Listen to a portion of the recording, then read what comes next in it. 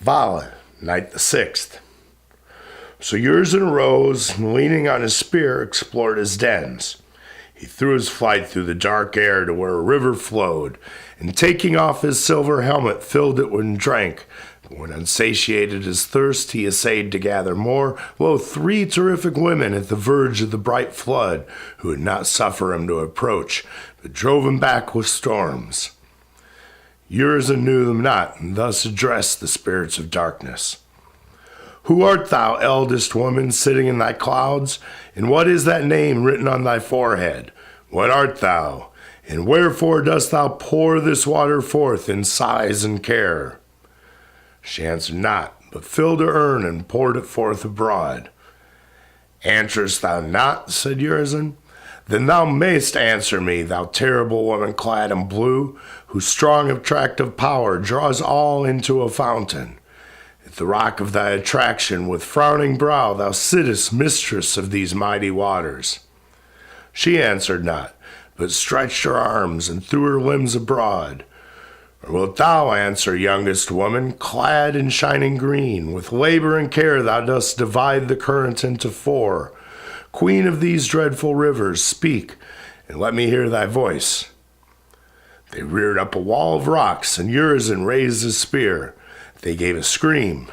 They knew their father. Urizen knew his daughters. They shrunk into their channels, dry the rocky strand beneath his feet, hiding themselves in rocky forms from the eyes of Urizen.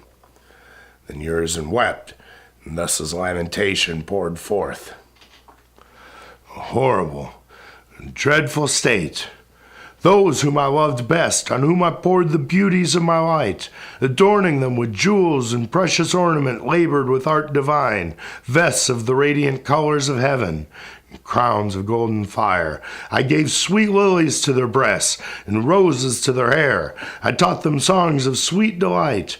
I gave their tender voices into the blue expanse, and I invented with laborious art sweet instruments of sound.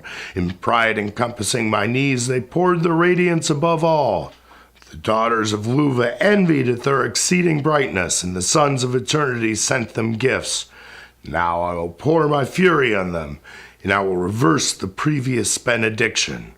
For the colors of loveliness I will give blackness, for jewels hoary frost, for ornament deformity, for crowns wreathed serpents, for sweet odors stinking corruptibility, for voices delight hoarse croakings inarticulate through frost, for labored fatherly care and sweet instruction I will give chains of dark ignorance, and cords of twisted self-conceit, and whips of stern repentance, and food of stubborn obstinacy, that they may curse Tharmas their god, and Los his adopted son, that they may curse and worship the obscure demon of destruction, that they may worship terrors and obey the violent. Go forth, sons of my curse, go forth, daughters of my abhorrence. Tharmas heard the deadly scream across the watery world, and Urizen's loud-sounding voice lamenting on the wind, and he came riding in his fury. Froze to solid were his waters, silent in ridges he beheld them stand round Urizen, a dreary waste of solid waters. For the king of light darkened his brows with his cold helmet, and his gloomy spear darkened before him. Silent on the ridgy waves, he took his gloomy way before him. Tharmas fled, and flying fought, crying, What and who art thou, cold demon? Art thou Urizen? Art thou like me, risen again from death? Or art thou deathless? If thou art he, my desperate purpose hear, and give me death, for death to me is better far than life. Death my desire that I in vain in various paths have sought. Still I live. The body of man is given to me. I seek in vain to destroy, for still it surges forth in fish and monsters of the deeps. And in those monstrous forms I live in an eternal woe. And thou, Urizen, art fallen never to be delivered. Withhold thy light from me forever, and I will withhold from thee thy food. So shall we cease to be, and all our sorrows end, and the eternal man no more renew beneath our power. If thou refusest, in eternal flight thy beams in vain shall pursue Tharmas, and in vain shall crave for food. I will pour down my flight through dark immensity.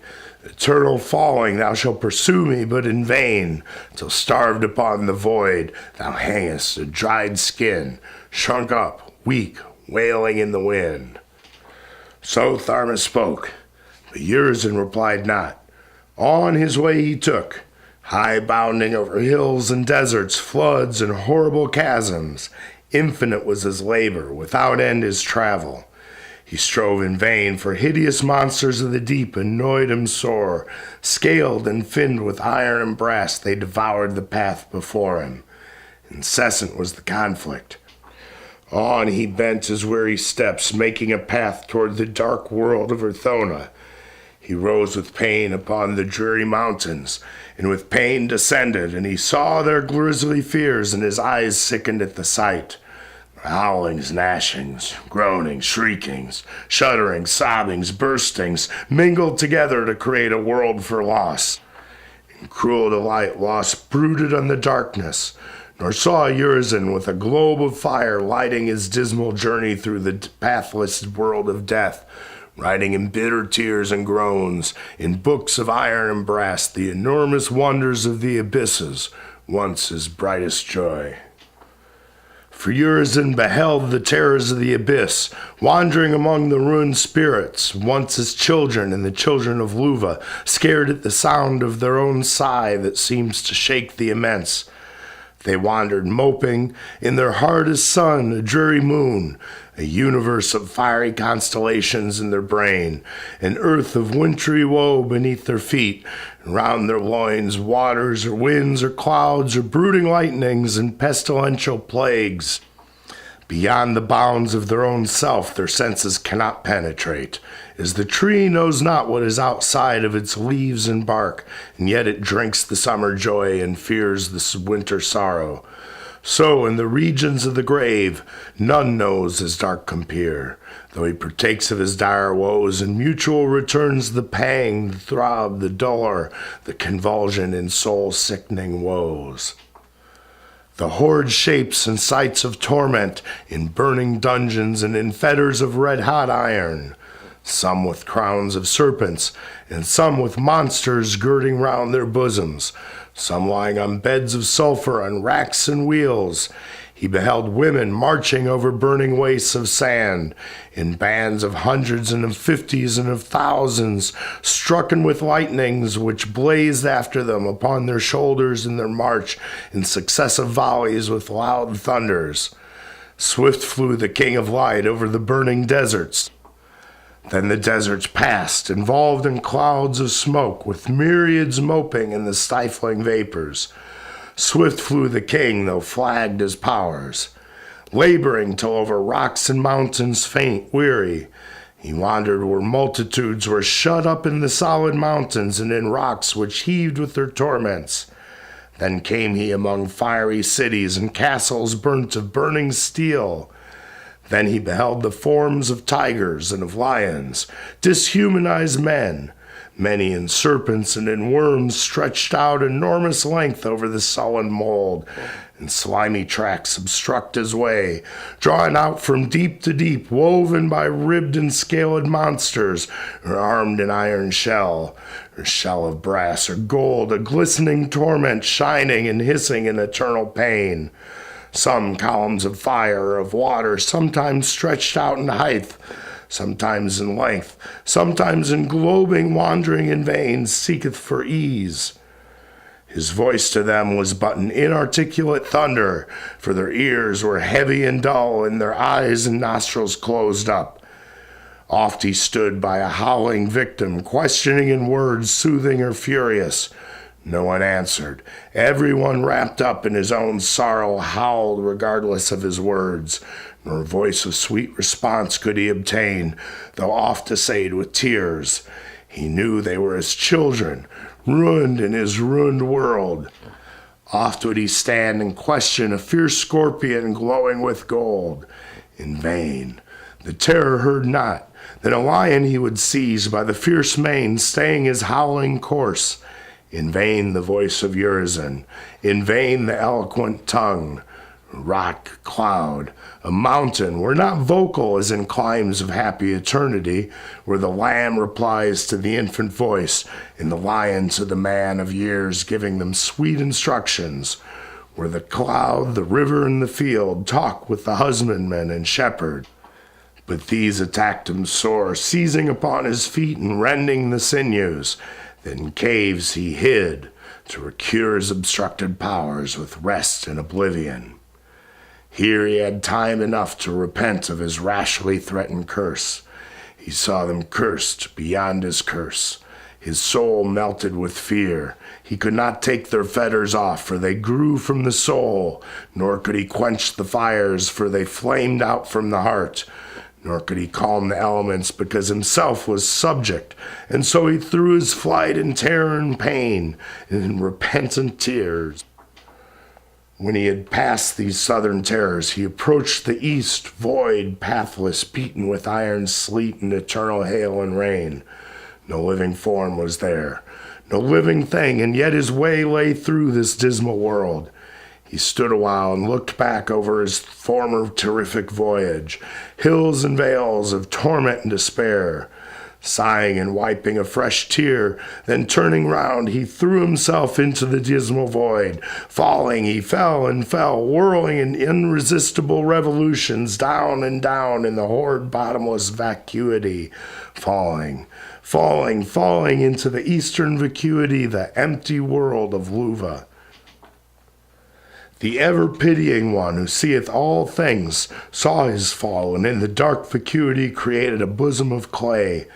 When wearied, dead he fell, his limbs reposed in the bosom of slime. As the seed falls from the sower's hand, so Urizen fell, and death shut up his powers in oblivion.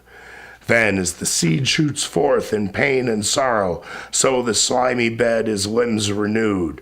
First in infant weakness, periods past he gathered strength, but still in solitude he sat. Then rising through his flight onward, though falling through the waste of night, and ending in death, and in another resurrection to sorrow and weary travel. But still his books he bore in his strong hands, and his iron pen. For when he died they lay beside his grave, and when he rose he seized them with a gloomy smile. For wrapped in his death clothes he hid them when he slept in death. When he revived, the clothes were rotted by the winds. The books remained still unconsumed, still to be written and interleaved with brass and iron and gold, time after time. For such a journey none but iron pens can write, and adamantine leaves receive. Nor can the man who goes the journey obstinate refuse to write, time after time. Endless had been his travel, but the divine hand him led. For infinite the distance, and obscured in combustions dire, by rocky masses frowning in the abysses, revolving erratic round lakes of fire, in the dark deep the ruins of Urizen's world. Oft would he sit in a dark rift and regulate his books, or sleep such sleep as spirits eternal, wearied in his dark, tearful, and sorrowful state. Then rise, look out and ponder his dismal voyage, eyeing the next sphere, though far remote. Then darting into the abyss of night, his venturous limbs, through lightnings, thunders, earthquakes, and concussions, fires and floods, stemming his downward fall, laboring up against futurity, creating many a vortex, fixing many a science in the deep, and thence throwing his venturous limbs into the vast unknown, swift from chaos to chaos, from void to void, a road immense. For when he came to where a vortex ceased to operate, nor down nor up remained, then if he turned and looked back from whence he came, 'twas upward all. And if he turned and viewed the unpassed void, upward was still his mighty wandering. The midst between, an equilibrium gray of air serene, where he might live in peace, and where his life might meet repose. But Urizen said, "Can I not leave this world of cumbrous wheels, circle o'er circle, nor on high attain a void where self-sustaining I may view all things beneath my feet, or sinking through these elemental wonders, swift to fall. I thought perhaps to find an end, a world beneath the voidness, whence I might travel round the outside of this dark confusion. When I bend downward, bending my head downward into the deep, 'tis upward all, which way soe'er I my course begin. But when a vortex formed on high by labor and sorrow and care and weariness begins on all my limbs, then sleep revives my wearied spirits, waking them till downward all which way soe'er I my spirits turn, no end I find of all. Oh, what a world here, unlike those climes of bliss where my sons gather round my knees. Oh, thou poor ruined world, thou horrible ruin, once like me thou wast all glorious, now like me partaking desolate thy master's lot. Art thou, O ruin, the once glorious heaven, were these thy rocks, where joy sang in the trees, and pleasure sported on the rivers, and laughter sat beneath the oaks, and innocence sported round upon the green plains, and sweet friendship met in palaces, and books and instruments of song and pictures of delight? Where are they, whelmed beneath these ruins in horrible destruction?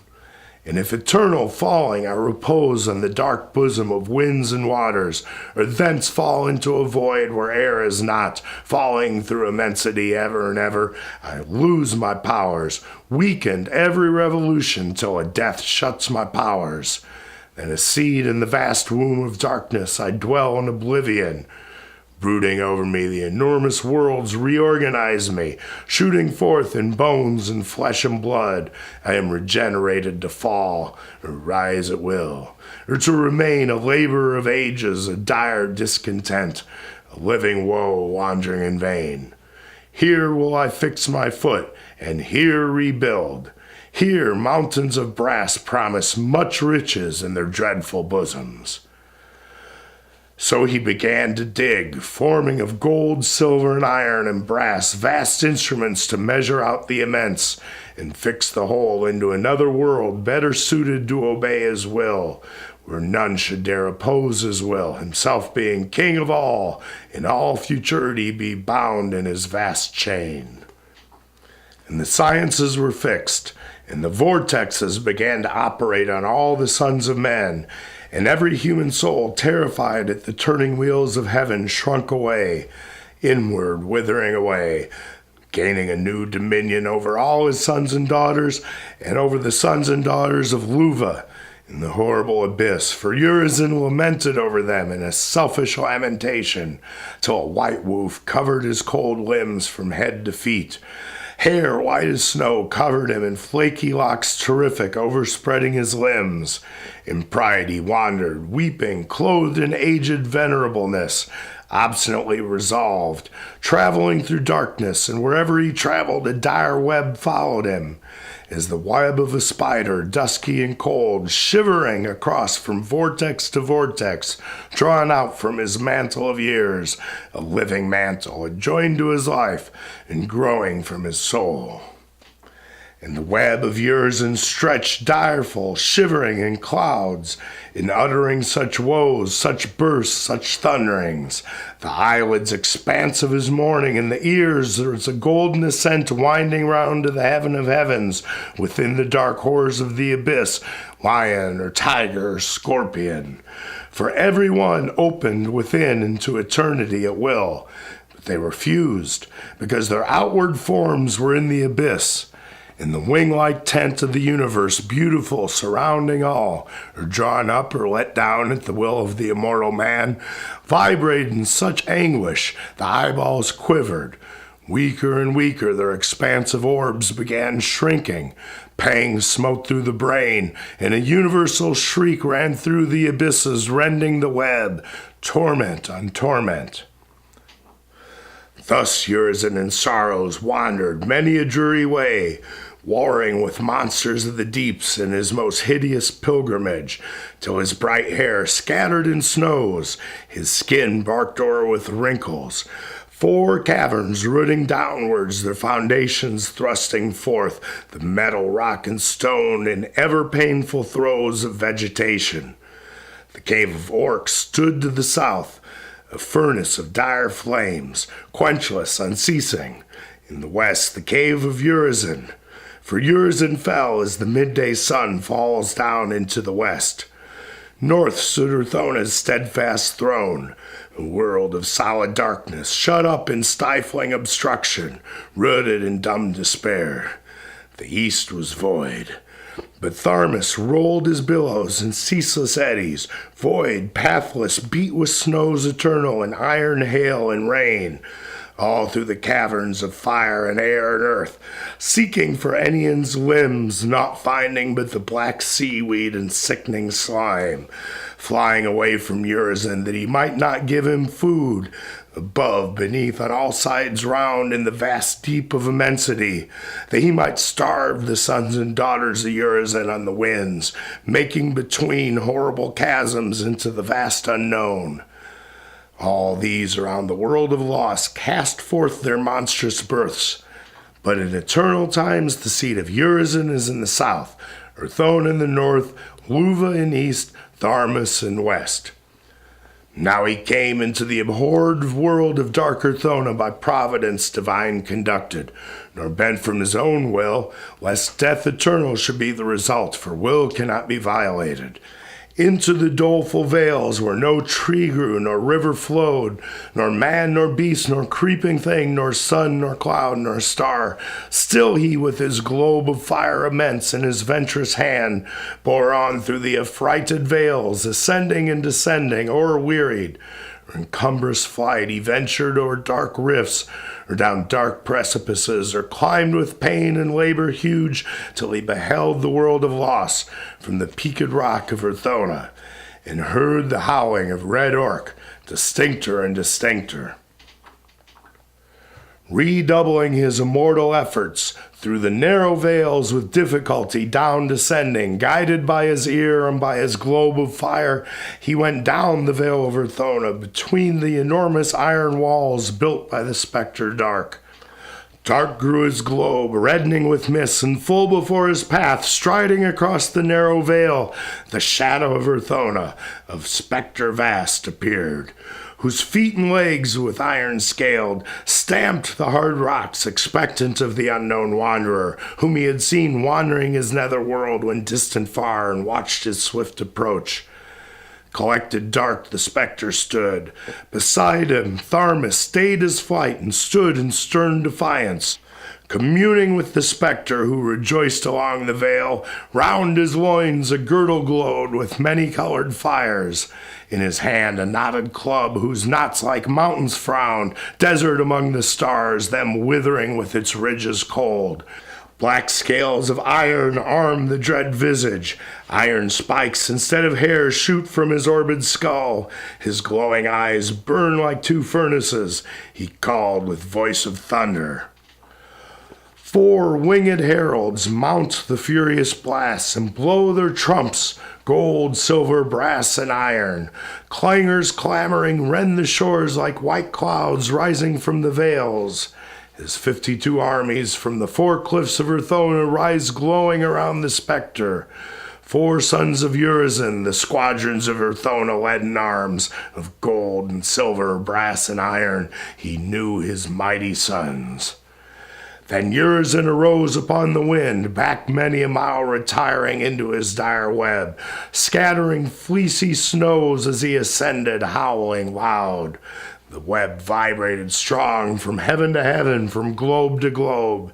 In vast eccentric paths compulsive rolled the comets at his dread command, the dreary way falling with wheel impetuous down among Urthona's vales, and round red orc returning back to Urizen gorged with blood. Slow roll the massy globes at his command, and slow o'erwheel the dismal squadrons of Urthona, weaving the dire web in their progressions, and preparing Urizen's path before him. End of the 6th night.